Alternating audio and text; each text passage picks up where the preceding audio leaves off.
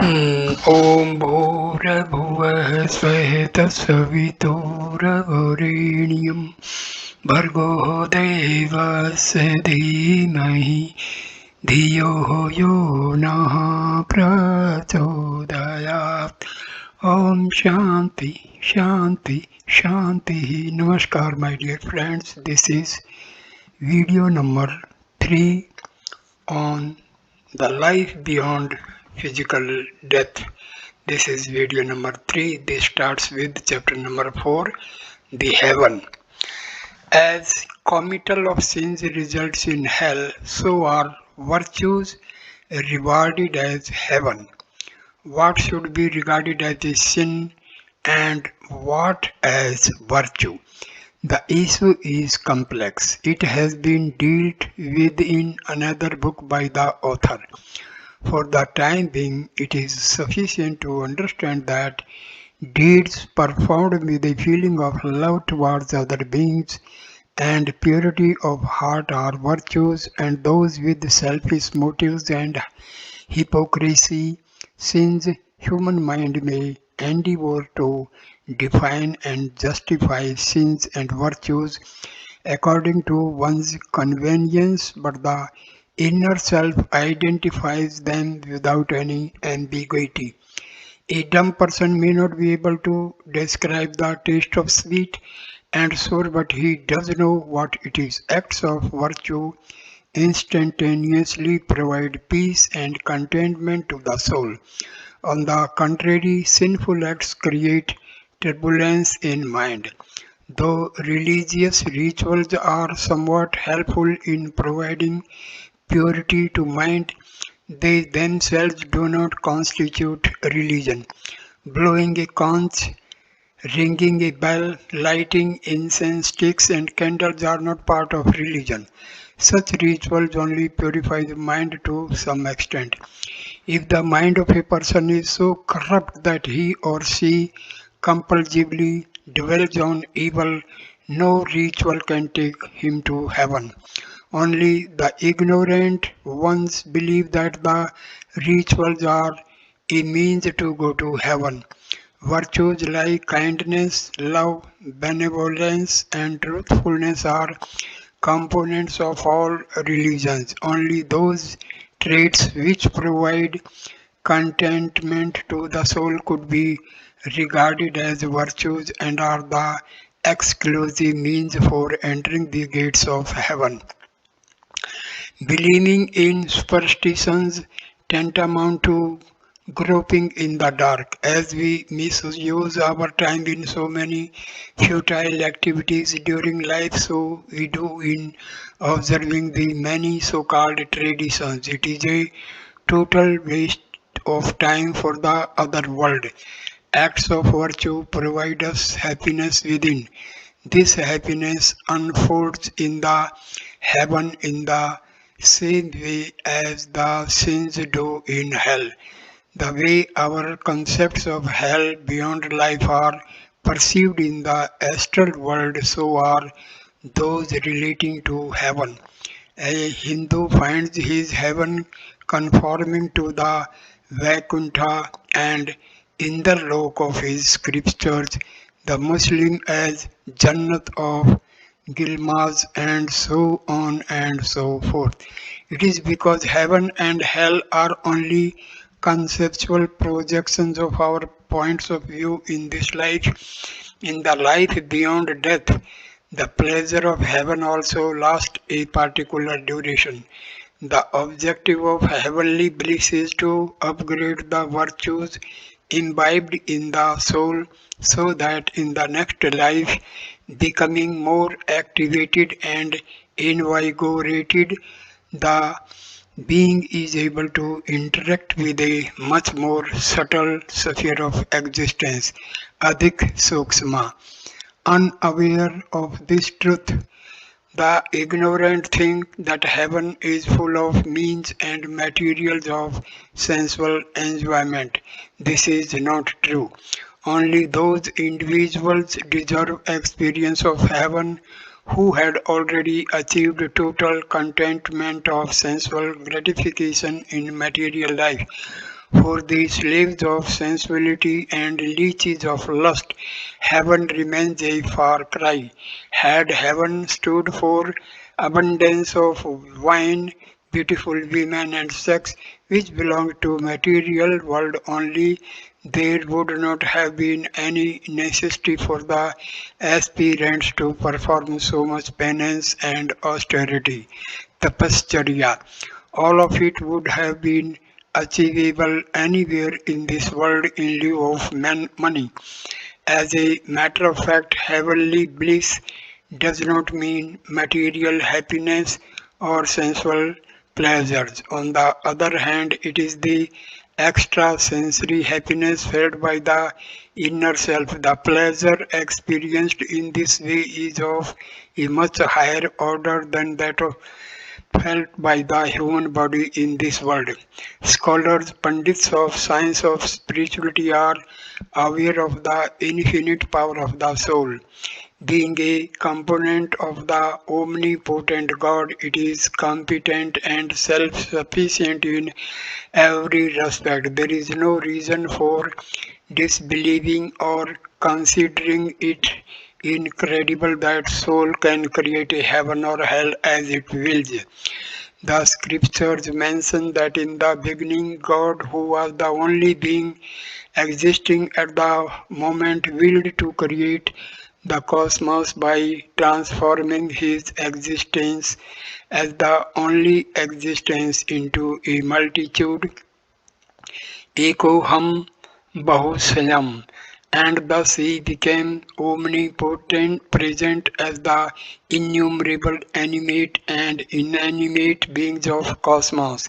In this world itself, the soul creates for its own, own self three states of wakefulness: sleep, dream, dreaminess and subconsciousness, Jagrat, Swapna, and Sushupti. Similarly, it creates hell and heaven, falls in bondage, and delivers itself from the same by its own endeavor. So great is the power of soul. Preparation for rebirth.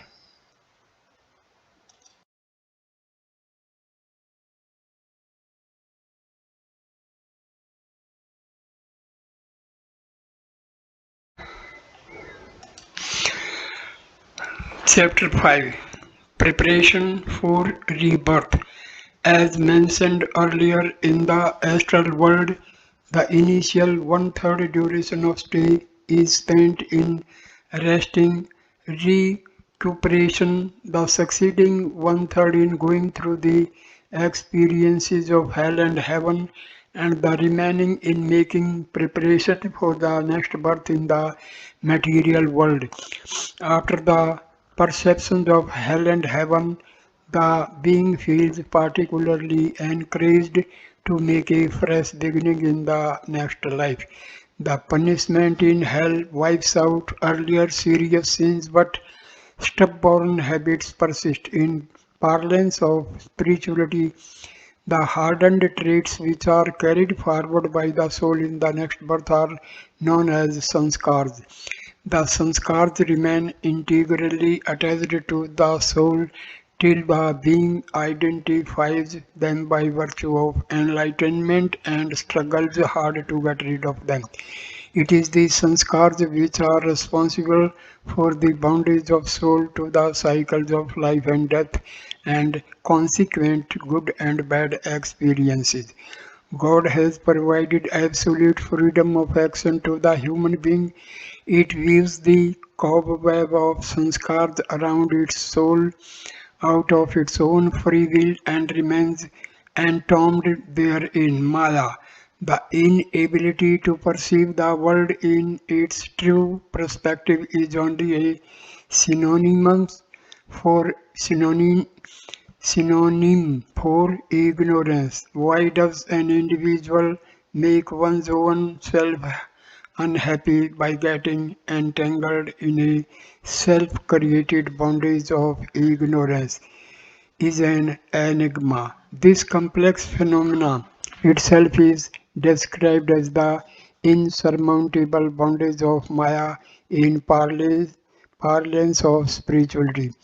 The sanskars accumulated in previous cycles of life and death are not totally wiped out even after making penance for the evil deeds in the other world.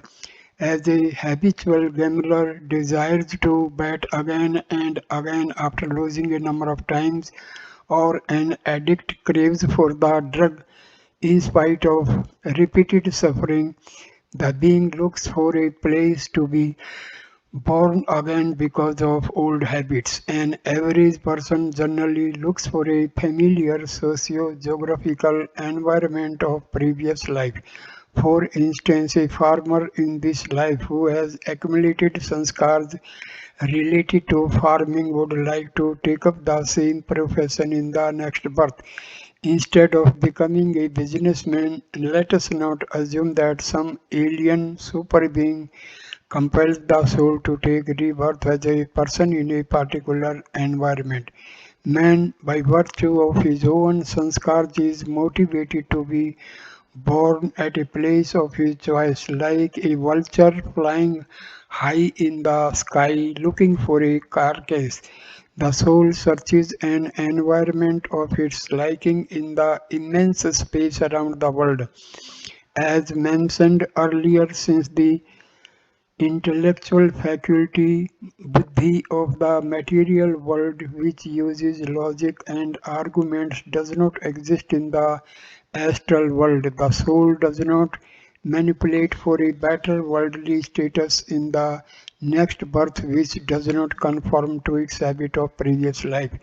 As a small child used to living in a poor family prefers to live in a hutment rather than a palace. An individual accustomed to the sanskars of a business environment likes to be born in a family of businessmen.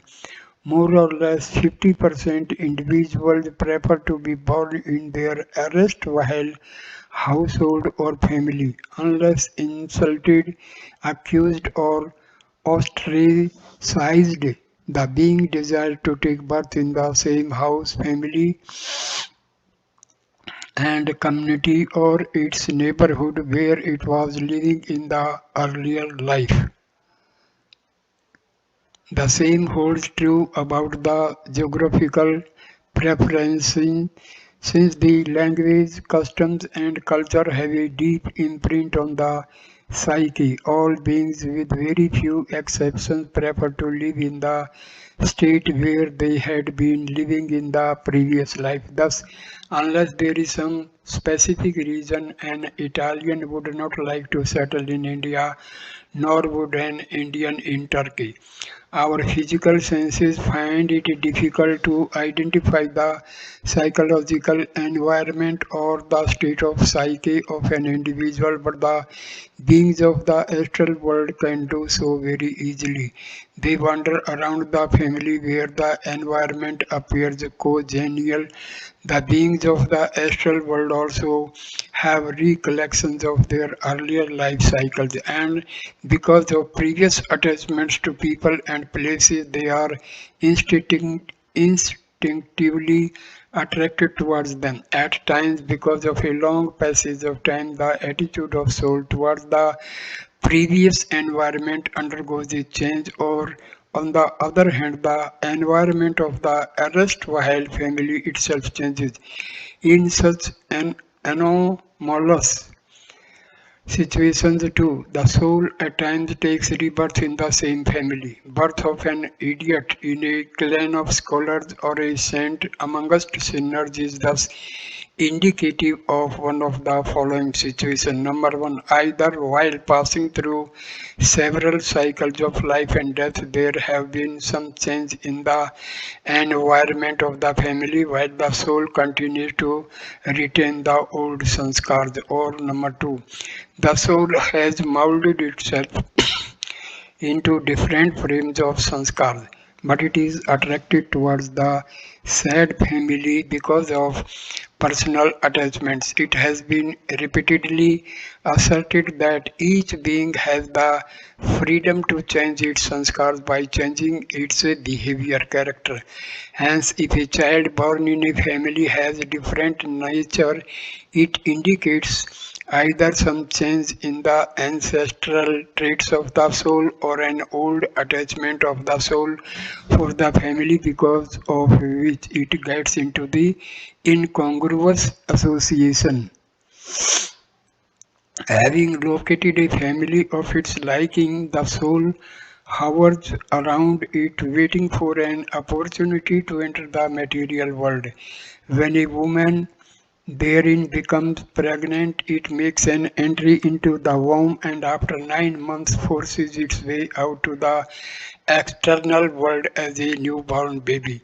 Many experts are of the view that the soul reserves the embryo beforehand and permanently enters the body of the child when it is about to be released from the womb.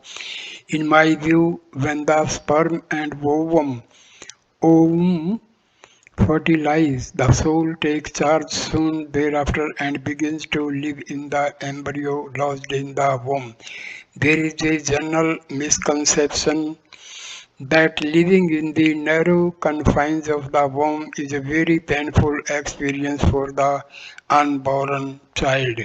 It is not true since the underdeveloped brain sense organs hardly inhibit the freedom of spatial movement of the soul since at the stage it does not have any particular attachment to the body. By virtue of its faculty of animation, Chetna, it is able to wander around beyond the body using the womb as its nest. However, a little before the moment of birth, when the sense organs of the child acquire maturity, the being loses its freedom and immediately tries to force its way out along with the body of the newborn. This is the period of spasms during the delivery, Parsava Kal. At times, there are a number of beings intending to take birth in the same family. In such a case, they have to await their turn. In spite of the intention to enter the womb of a particular woman, if it is not its soul's turn, or if the woman is not in a position to conceive, a stopgap arrangement is sought and the being has to choose an alternative place for rebirth.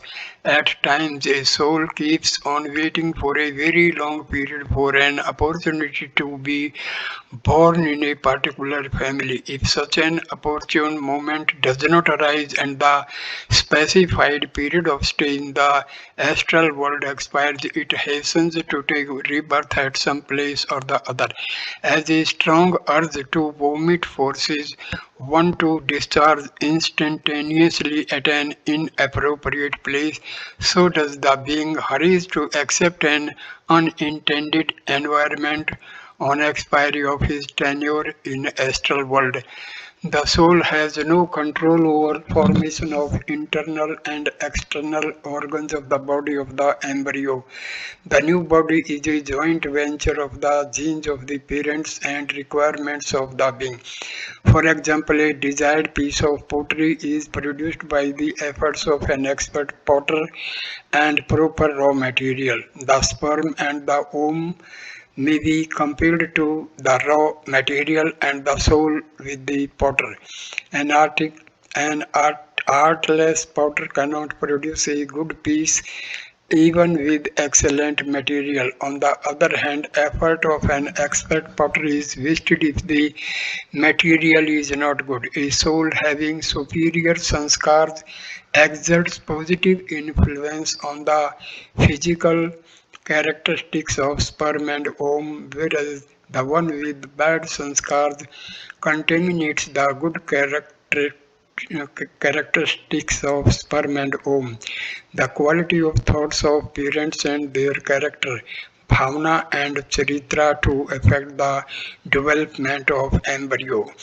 Unless highly evolved, the being is compelled to live under the influence of inferior sanskars of the parents. It is seen that a child born of adultery is often troublesome, since during the coitus the parents are full of anxiety, which leaves an impression on the fertilizing embryo. Some individuals become firmly addicted to bad habits and misuse a particular sense organ again and again. For this reason, they are repeatedly required to go through the treatment of hell in successive life cycles. On the account of strong habits, however, they forget this punishment and revert back to the old practice. Such individuals are ultimately deprived of misappropriated sense organs for a number of succeeding cycles of life. This system, created by the Supreme Being, works to reform the compulsive sinners and is akin to temporary debarment of a person from membership of an organization or cancellation of license issued for a firearm. Congenital aberrations such as deafness, dumbness, blindness, deformities of limb, absence or underdevelopment of genitalia, mental retardation are given to such individuals who have become habituated to misutilization of the particular organ of sense gratification. However, the life on this earth as a human is never meant to make the being reap fruits of good and bad deeds of previous life. The soul of even the handicapped person is healthy and active, Jagrat like others, and give the person freedom to strive for enlightenment if the individual so desire. Then there are very wicked individuals misappropriating all sense organs throughout their life. They are made to take birth in the biological kingdom as an immobile being, Jad Yoni. Thus, the plant life belongs to the species Yoni in which the being is made to suffer for the sins committed in earlier life. It is known as Bhog Yoni. In the Bhog Yoni, though the life exists, most of the animation pertaining to physical activity, Kriya, Seal, Chetana is confiscated. Placing the soul in this Jadiyoni plant life too is indicative of benevolence of God, since otherwise the degraded individual would find it difficult to discard the compulsive bad habits and the retrogressive sanskars. From this state again begins progressive evolution of the soul, gradually passing through numerous cycles of life and death as bacteria, worms, animals, birds, and so on and so forth. It successively moves to higher levels of enlightenment. This phenomena is corroborated by Darwin's theory of evolution. According to Hindu scriptures, the number of such yonis is 8.4 millions, whereas material scientists would consider the number to be much larger. Notwithstanding the number of yonis, the fact remains that wicked beings who misuse their senses take birth in a jad yoni, and in order to be born again as a human being have to undergo progressive evolution for millions of years.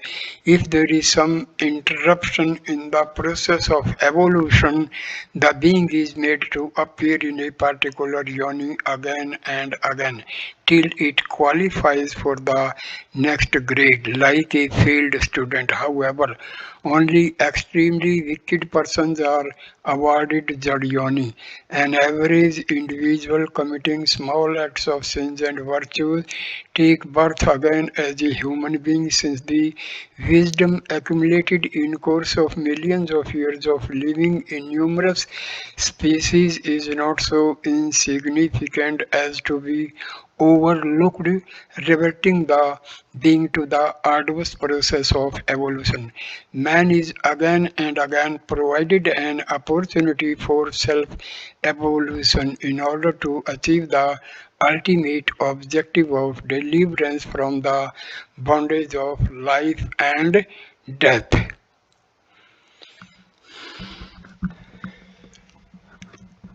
I conclude this video here. Please like, comment and share the video and subscribe the channel. Namaskar my dear friend. Next video number 4 will start with chapter number 6, Ghosts and Spirits.